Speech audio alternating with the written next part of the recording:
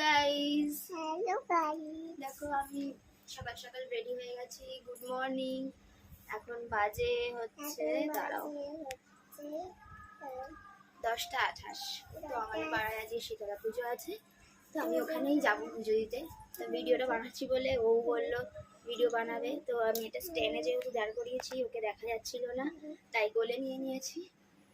তো তোমরা পুরো ভিডিওটা দেখতে থাকো, আমি একটু পরে পুজো দিতে যাবো। দেখতে থাকো, পরে আমি যাবো। আর আমি আজকে এই শাড়িটা পরেছি, কিরকম লাগছে তোমরা একটু অবশ্যই কমেন্টে জানাবে। আর এই নাকেরটাও আমি পরেছি, নতুনই ট্রাই করছি যে কেমন লাগে আমার মুখের সাথে। তো তোমরা সবাই জানাবে যে এই নাক শাড়িটা পরে আমাকে কেমন লাগছে। তো চলো টাটা, এবার পুজো দিতে গিয়ে দেখা হবে। দেখি এখন বেরিয়ে পড়েছি মন্দিরে যাব বলে। তো খুব বাইরের রোদ, যার কারণে ছাতাটা নিতে হয়েছে। আর এই এখন আমি সন্দেশটা দিয়ে দিলাম। তো এবার আমরা গিয়ে ভেতরে বসে থাকবো। এখন আমার মেয়ে এখানে দেখো নমস্কার করছে, ওকে বলতে হবে না, ও নিজেই নমস্কার করে নেয়। ওর ঠাকুরের প্রতি খুব ভক্তি আছে।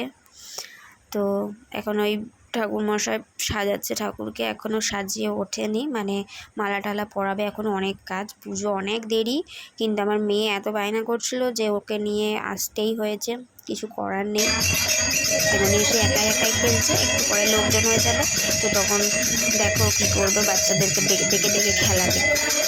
তো যাই হোক, তারপরে এখনও বাচ্চাদের সাথে খেলা হচ্ছে আর আমি চুপচাপ বসে আছি, কারণ আমার সেরকম কেউ চেনাশোনা আসেনি, যার কারণে আমি এমনি একাই বসেছিলাম।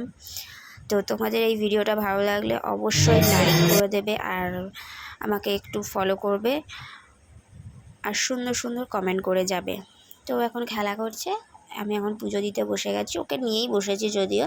তো একটু পরে অঞ্জলি দেবো, তখন আর ভিডিও তো বানাতে পারবো না, তাই আগেই বানিয়ে নিলাম। দেখো সবাই বসে পড়েছে।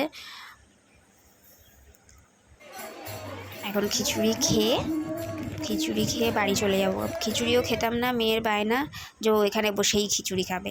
তো যাই হোক, অনেক ভিড় হয় যার কারণে খায় না। তো এখন গোলা নিয়ে যাচ্ছি বাড়ি।